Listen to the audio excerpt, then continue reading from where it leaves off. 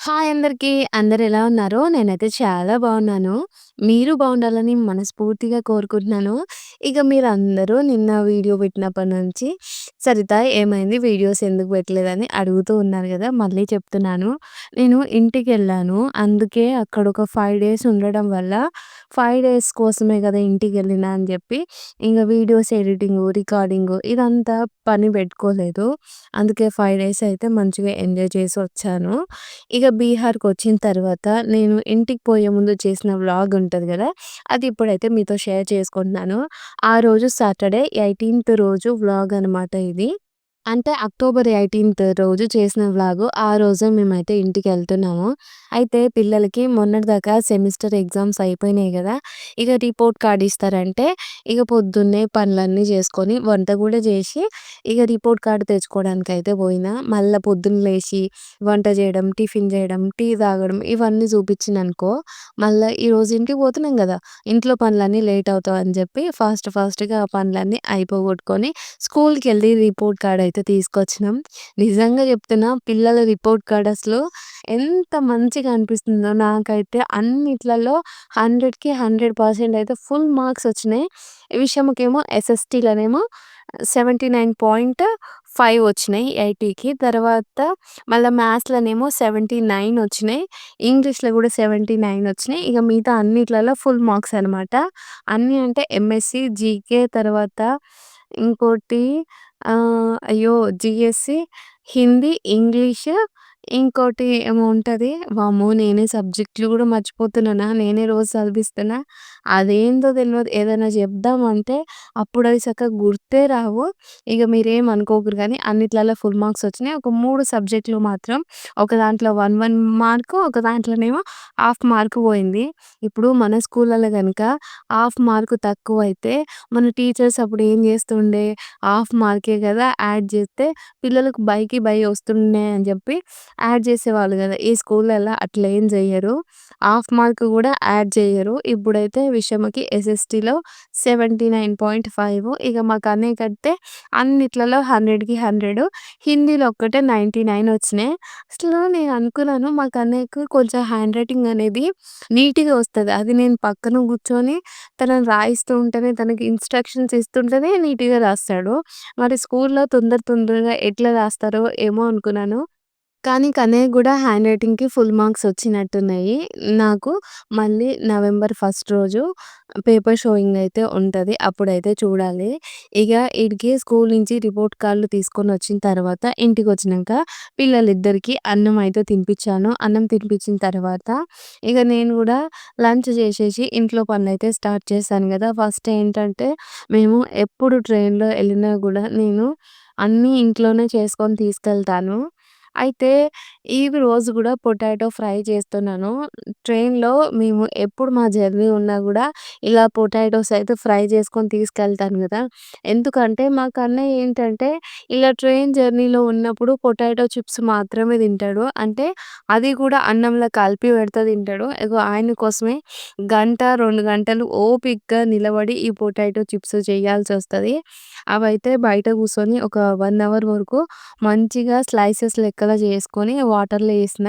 ఇంతకుముందుకు ఎక్కువ టైం ఉండడం వల్ల ఒక్క పొటాటోలో 4 భాగాలు చేసి వాటిని స్లైసెస్‌గా చేసి మంచిగా ఫ్రై చేసేదాన్ని. ఈరోజైతే టైం వచ్చేసి 12 అయిపోయిందనమాట. స్కూల్ నుంచి వచ్చేసరికి 11:30 అట్లా అయింది. అన్నం తినిపించిన పిల్లలకి. ఆ తర్వాత ఈ పొటాటోస్ ఉంటాయి గదా! అవి స్లైస్ చేసే వరకే 1 అవుతుంది. ఇగ ఇప్పుడైతే కుకింగ్ అయితే స్టార్ట్ చేస్తున్నాను గదా! ఒకవైపయితే హీటర్ మీద పొటాటోస్ ఫ్రై చేస్తున్నాను. ఇంకో వైపొచ్చేసేమో ట్రైన్‌లో అన్నంలోకి తినడానికి గోంగూర పచ్చడయితే జేస్తున్నాను. మీ అందరికీ తెలుసు కదా! గోంగూర ఏడ నుంచి తీసుకొచ్చినో. మొన్న వీడియోలో చెప్పిన గదా! ఇగ ఆ ఇంటికాడ నుంచే మళ్ళా గోంగూరైతే తీసుకొచ్చి పచ్చడయితే జేస్తున్నా. ఇంకా ఒక వైపయితే పొటాటోస్ ఫ్రై చేస్తున్నా గదా! ఇప్పుడేమో ఈ పచ్చడెయ్యంగానే నా దగ్గరున్నది చిన్న కడాయి. రెండే కడాయిలున్నాయి ఇప్పటికి. అప్పలు జేయడానికేమో కొంచెం పెద్ద కడాయి ఉంటది. అది చాలా పల్చగా ఉంటది. ఇక ఇంకోటొచ్చేసేమో మీకు తెలుసు గదా! ఇది రోజు నేను వీడియోలో ఇదే కడాయి చూపిస్తాను. ఇంకొకటుంది గదా! అది పక్కన అది చిన్న కడాయి. ఈ 2 తప్ప నా దగ్గర వేరే ఏం లేవు. అందుకే ఇంకా గోంగూర ఆ కడాయిలో పట్టేదానికన్నా ఎక్కువగా ఉన్నా సరే, నేను అదే చిన్న గిన్నెలో అయితే అడ్జస్ట్ చేశాను. ఇగ అది పైనుంచి మూత పెట్టినామనుకో, మంచిగా వాటర్ పోయి అంటే వాటర్‌కి ఆ గోంగూర ఆకు మొత్తం ఇట్లా అంతా ఒక దగ్గరకొస్తది గదా! అప్పుడు మంచిగా ఉడుకుతదని జెప్పి పైనుంచి మూత పెట్టినా. ఇక్కడనేమో పొటాటో చిప్స్ అయితే ఫ్రై చేస్తున్నాను గదా! ఈరోజు నేను చేసిన ఈ చిప్స్ అయితే కొంచెం క్రిస్పీగా అయితే రాలేదు. ఈరోజు ఏంటంటే అన్ని పనులు చేసుకుంటూ ఈ పొటాటోస్‌ని ఫ్రై చేస్తున్నా గదా! ఏందంటే ఎప్పుడు పొటాటోస్‌ని ఫ్రై చేసినా గూడా దగ్గరుండి ఊకే కలుపుతూ, కలుపుతూ ఫ్రై చేయడం వల్ల క్రిస్పీగొచ్చినాయి. ఈరోజు లేట్ అయిందని జెప్పినా గదా! ఈరోజే parent teacher meeting, report card ఉంది. ఆ తర్వాతొచ్చి మళ్ళా పిల్లలకి అన్నం తినిపిచ్చి, మళ్ళా కొద్దిసేపటి తర్వాత కరెంట్ వాళ్ళొచ్చిండ్రు. వాళ్ళకి చాయలు పెట్టిచ్చిన తర్వాత పని జేయడం ఇలా స్టార్ట్ చేయడం లేట్ అయిపోయింది. అందుకే ఇంక నేను ఒకవైపు ఇంట్లో అన్నీ చిన్న చిన్నవి బెడ్‌షీట్సు, అవి పిల్లోస్ అవన్నీ కబోర్డ్‌లలో పెట్టుకుంటనే ఈడ పని జేస్తున్నాను గాబట్టి, ఆ పొటాటోస్‌ని ఎక్కువగా కలుపుతలేను. అవి అందుకే కొంచెం క్రిస్పీగా అయితే రాలేదు. సాఫ్ట్‌గా అయిపోయినాయి.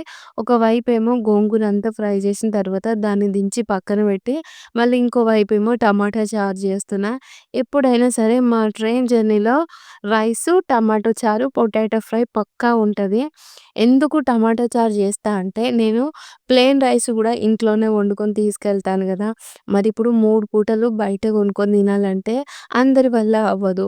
ఇప్పుడు మన బయట కొన్నది గూడా సక్కగా సరిపోతదంటే అట్లా గూడా సరిపోదు గదా! మరి అలాంటప్పుడు ఇంట్లో చేసుకోవడమే బెటర్ గదా! అందుకే నేనేం చేస్తా అంటే ఇంట్లోనే రైస్ అయితే జేస్తాను. అయితే ట్రైన్‌లో ఉండే కర్రీస్ ఉంటాయి కదా! అవి చాలా చప్పగా ఉంటాయి. మా పిల్లలైతే వాటిని తినడానికి అస్సలు ఇష్టపడరు. ఇగ నేను తీసుకుపోయిన కర్రీస్ ఉంటాయి గదా! వాటితోనన్నా కడుపు నిండా తింటారనే ఆశ తప్ప ఇంకేం లేదు. నాకేం స్వార్థం లేదు. బయట కొనొద్దు. అన్నీ ఇంట్లో చేసినయే తినాలని జెప్పి. మరి ఏం చెయ్యను. మా పిల్లలకేమో బయట ఫుడ్ పడదు. ఇంకోటేందంటే బయట కొంటాం. ఎందుకు కొనం చెప్పుర్రి? మొన్న ఒక సిస్టర్ అయితే నాకు కామెంట్ చేసి అడిగిందనమాట. నేను తన కోసమనే చెప్తలేను. అంటే తను ఫన్నీ వేలోనే అడిగింది. కానీ నేను చెప్తున్నాను. ఇప్పుడు ఏదైనా సరే మనం ఒకటి ఇంట్లో చేసుకోవాలంటే దానికి కావాల్సినవన్నీ మనం బయట నుంచే తీసుకొచ్చుకుంటాం కదా! ఆ సిస్టర్ అడగంగానే నాకిలానే అనిపించిందనమాట. మళ్ళీ మీరు వీడియో చూస్తే తప్పుగా అనుకోకండి సిస్టర్. నేను జస్ట్ కామెడీగా చెప్పిన.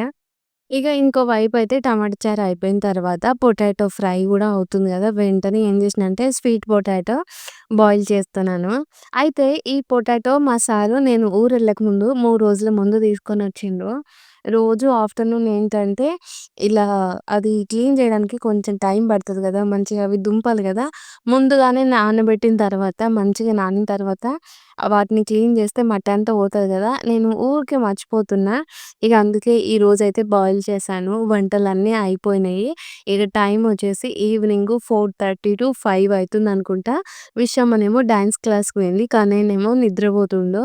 ఇక ఇప్పుడొచ్చయితే నేను బట్టలయితే తీస్తున్నాను. ఇక ఊరెళ్ళే ముందేంటంటే పొద్దున బెడ్ షీట్‌లన్నీ ఉతికేసిన గదా! అవి ఆరేసినా మీకైతే నేను చూయించలేదు. అవి తీసిన, మడతబెట్టిన దాంతో పాటుగా కొన్ని కర్టన్స్ గూడా ఉతికేసిన అవి బ్యాక్ సైడు ఆరేసిన. అందుకే మీకు చూపియలేదు. ఇగ ఈ బట్టలు గూడా తీస్తున్నా. వీటిని గూడా మడతబెట్టి కబోర్డ్‌లో పెట్టేస్తే ఇగ రాగానే ఏంటంటే బట్టలు ఉతకాల్సిన పనేముండదు. మళ్ళా ఇప్పుడు మేము ఫ్రెష్ అప్ అయిపోయిన తర్వాత విప్పేసిన డ్రెస్సులుంటాయి గదా! అవి గూడా మిషన్‌లో ఏసి ఈడ ఫ్యాన్ కిందేసి అయితే పోతాం. వచ్చేసరికి ఆరుతాయి. కాకపోతే దుమ్మయితే కొంచెం పడతది. మరీ ఎక్కువేం పట్టదు. ఇగ ఈవినింగు పిల్లలొచ్చిన తర్వాత చాయ్ తాగి ఇగ వాళ్ళ కోసమయితే ఎగ్ ఫ్రై చేస్తున్నాను. ఎగ్ ఫ్రై ఎందుకు చేస్తున్నానంటే పుంటికూర పచ్చడి తినరా అంటే తింటరు. కాకపోతే ఈరోజు ఆ పచ్చడిలో కొంచెం మిరపకాయలైతే ఎక్కువనే అయినయి. నేను అప్పటికనుకుంటున్నాను తీద్దాం, తీద్దాం అని చెప్పేసి అనుకున్నా. కాకపోతే మళ్ళా అనిపించింది ఎట్లాగో గోంగూర పుల్లగానే ఉంటది గదా! ఈ అన్ని మిరపకాయలు పడతాయిలే అని చెప్పి వేసిన. అదైతే కారం అయింది. మరీ అంత కారం పిల్లలసలు ట్రైన్ జర్నీలో తినలేరు గదా! అని చెప్పి ఇక మళ్ళా వాళ్ళ కోసమయితే ఎగ్స్ ఫ్రై చేస్తున్నాను. నా దగ్గర గూడా అంటే మా ఇంట్లో గూడా ఎగ్స్ ఏం లేవు. నిన్న ఎగ్ కర్రీ వండినా గదా! అదే ఫ్రై జేసి నేనే కనిపెట్టినా అని జెప్పినా గదా! ఆ 5 ఎగ్సు, ఈ 5 ఎగ్సు మా పక్కన అక్క దగ్గర తెచ్చిన. మళ్ళీ నేను ఇప్పుడు ఈడికొచ్చినా గదా! మా సార్ ఎగ్స్ తెచ్చినంక వాళ్ళకైతే ఎగ్స్ ఇచ్చేయాలి. ఇప్పుడైతే పిల్లల కోసమయితే ఎగ్ ఫ్రై చేస్తున్నాను గదా! మరి మీరందరికీ డౌట్ రావచ్చు. సరిత మీరు ఎళ్తుంది. వన్ డే మొత్తం ఉంటారు గదా! ఈరోజు నువ్వు ఎగ్ ఫ్రై చేస్తే రేపు మొత్తం ఉంటదా అని చెప్పి మీరనుకోవచ్చు. కాకపోతే మనము ఆయిల్‌లో కొంచెం ఎగ్గునైతే డ్రై ఫ్రై లాగా జేసుకోవాలి. అంటే కొంచెం అనేది సాఫ్ట్‌నెస్ ఉండొద్దు ఎగ్గులో. అలా ఉండడం వల్ల ఎగ్గు అయితే ఖరాబ్ అయిపోతది. ఇంకోటేంటంటే నేను ఎగ్స్‌ని మంచిగా ఫ్రై చేసి కారము, వెల్లిపాయలు అవి మిక్సీ పట్టేసి, ఆ వెల్లిపాయ, కారం ఏసినట్టుగా వేశాను. అది ఏం ఖరాబ్ గాదు. ఎగ్ ఫ్రై గూడా అయిపోయింది గదా! ఇగ ఇప్పుడైతే అన్నం పొయ్యి మీద పెడుతున్నా. ఇప్పుడు హీటర్ మీద పెట్టిన అన్నం ఉంది గదా! అది ఇప్పుడు మేము తినడానికి, గ్యాస్ మీద పెట్టిన అన్నం ఉంది గదా! ఇది ట్రైన్ జర్నీలో తినడానికి. హీటర్ మీద ఏంటి అంటే అన్నం కుక్ అవుతది. కానీ మొత్తం ఈవెన్‌గా కుక్ అవ్వదు. ఒకవైపేమో కొంచెం పలుకుగా ఉంటది. ఒకవైపేమో మరీ మెత్తగా అయిపోతది. ఒకవైపేమో కొంచెం నార్మల్‌గా మెత్తగా అయితది. అట్లుండడం వల్ల మన చలనం అనేది నెక్స్ట్ రోజుకి హీటర్ మీద వండిన అన్నం ఖరాబ్ అయితది. కానీ గ్యాస్ మీద వండింది ఖరాబ్ గాదు. అందుకే నేనేం చేస్తానంటే హీటర్ మీద గాకుండా వెళ్ళేటప్పుడు ఎప్పుడైనా సరే గ్యాస్ మీదనే అన్నం వండుకొనైతే తీసుకెళ్తాను. ఇటువైపు అన్నం పెట్టేసిన, ఇటువైపు అన్నం పెట్టేసిన, గోంగూర పచ్చడి బాక్స్‌లో పెట్టిన, పొటాటో ఫ్రై పెట్టిన, తర్వాత ఎగ్ ఫ్రై పెట్టిన, టమాటా చారేమో బాటిల్‌లో పోసిన తర్వాత ఇగ నైట్ 8కి అట్లా పిల్లలిద్దరిని రెడీ చేసిన తర్వాత నేనైతే ఈడ ఫుడ్ అయితే ప్యాక్ చేస్తున్నాను. ఇది మాకైతే 2 పూటలొస్తది. కొంచెం అన్నం మిగులుతది. చేసేది ట్రైన్ జర్నీ గదా! ఎవరో ఒకరు బ్యాచిలర్ మనకు కలిసినా గూడా మనతో పాటు తింటారు. మళ్ళా వాళ్ళు చూస్తున్నప్పుడు మనం ఒక్కరమే తింటే మంచిగుండదు గదా! అందుకే నేను తీసుకెళ్ళిన ఫుడ్ కొంచెం ఎక్కువగానే తీసుకెళ్తాను. ఇగ రైస్ అయితే బాక్స్‌లో పెట్టేసినా గదా! అది నేను యూజ్ చేసేది ప్లాస్టిక్ బాక్సే. నా దగ్గర స్టీల్ బాక్స్ అంత పెద్దవేం లేవు. అంతకన్నా చిన్నయి గూడా లేవు. కాకపోతే ఎప్పటినుంచో నేను అదే బాక్స్ యూజ్ చేస్తున్నాను. నార్మల్‌గా ఇప్పుడు ఇంట్లో ఉన్నప్పుడేమో ఆ బాక్స్‌ని బిస్కెట్‌లు పెట్టడానికి వాడతాను. ట్రైన్ జర్నీలో అన్నానికైతే వాడతాను. ఇగ ఆ బాక్స్ గూడా పెట్టేసి నేను ఇంటికి తీసుకెళ్తున్నానన్నాను కదా! నెయ్యి. ఆ నెయ్యి బాటిల్ పెట్టినా. మీరు చాలామంది నాకు చెప్తున్నారు. నెయ్యి బాటిల్‌లో అంటే నెయ్యి గ్లాస్ జార్‌లో స్టోర్ చేయమని జెప్పి. నా దగ్గర ఒక హాఫ్ లీటర్ నెయ్యి పట్టేంత గ్లాస్ జార్ గూడా లేదు. అందుకే నేను ఈ బాటిల్స్‌లలోనే పెట్టేస్తా. ఎందుకంటే ఇవి జర్నీ టైమ్‌లో గూడా కొంచెం అంటే కొంచెం గూడా నెయ్యి బయటికి రాదు గదా! మంచిగుంటదని చెప్పి యూజ్ చేస్తున్నాను. ఇంటికి పోయి వచ్చిన తర్వాత మళ్ళీ స్టీల్ గానీ, గ్లాస్ గానీ పెడతాను నెయ్యి కోసము. ఇగ ఫుడ్ బ్యాగ్ మొత్తం ప్యాక్ చేసుకున్నాను. ఈసారి కొంచెం లేట్ అవ్వడం వల్ల పిల్లలకు ట్రైన్‌లో తినడానికి స్నాక్స్ ఏం చెయ్యలేదు. ఎప్పుడైనా సరే కేక్స్ కానీ, లేకపోతే ఏవైనా మిక్స్చర్ లాంటివి అలా చేసేదాన్ని. ఈసారి చెయ్యలేదు. ఇక బ్యాగు ప్యాక్ చేయడం అయిపోయిన తర్వాత ఈ బ్లూ కలర్‌దయితే నిన్ననే జేసినా గదా! ఇగ అందుకే ఇప్పుడు ఇది ట్రైన్‌లో యూజ్ చేయడానికి. దీంట్లో ఏముంటాయంటే బెడ్ షీట్స్ ఉంటాయి. తర్వాత పిల్లలకు, నాకు కొంచెం ఎక్స్‌ట్రా బట్టలయితే ఉంటాయి. 1 సైజే ఉంటది. తర్వాత ట్రైపోడ్ అయితే పెడుతున్నాను. ఈ ట్రైపోడ్ ఎక్కడిది అంటే మా పక్కన సార్ వాళ్ళదైతే నేను తీసుకొచ్చుకున్నాను. ఇంటికెళ్తున్నాం గదా!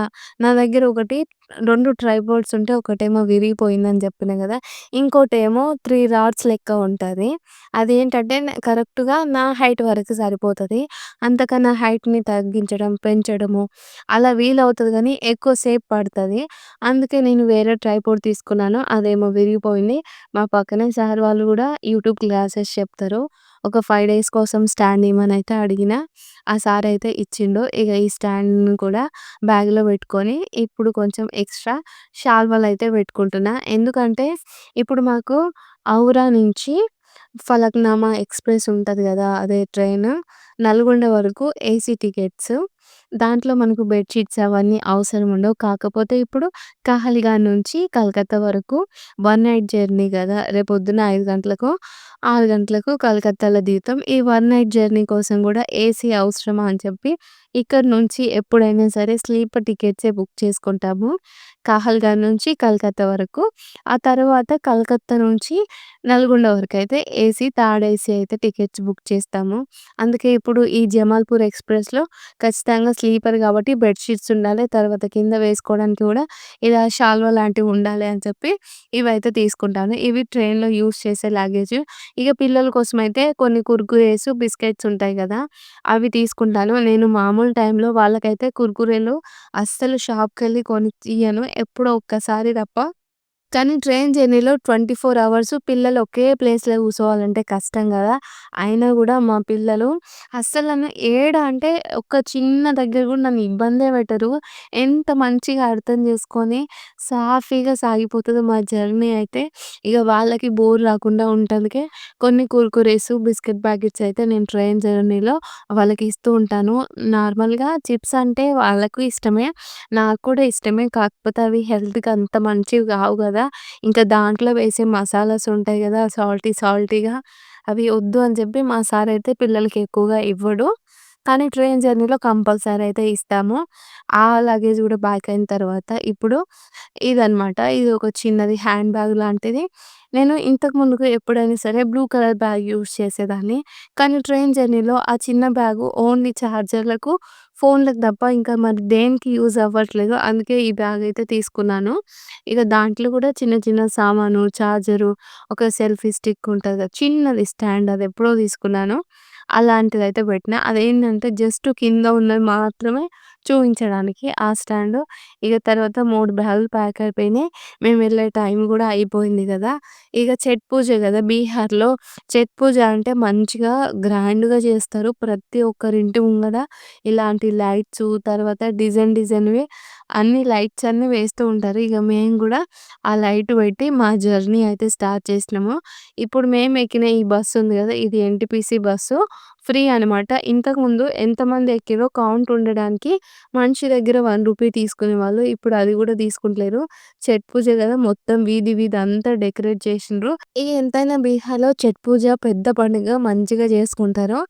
ఇగ నేనే ఆ ఛట్ పూజ ఏంటో మీకైతే ఎప్పుడు చూపిస్తా నేను. దీపావళి రాగానే ఇంటికైతే పోతున్నాం. కానీ ఈసారి వెళ్ళేది నోము కోసం అయితే కాదు. మాకు నోము లేదు గదా! అదైతే రేపటి వీడియోలో చెప్తా. మరి మీ అందరికీ వీడియో నచ్చితే లైక్ చేసి మన ఛానెల్‌ని సబ్స్క్రైబ్ చేయండి. Okay friends. బాయ్ మరి. Good night.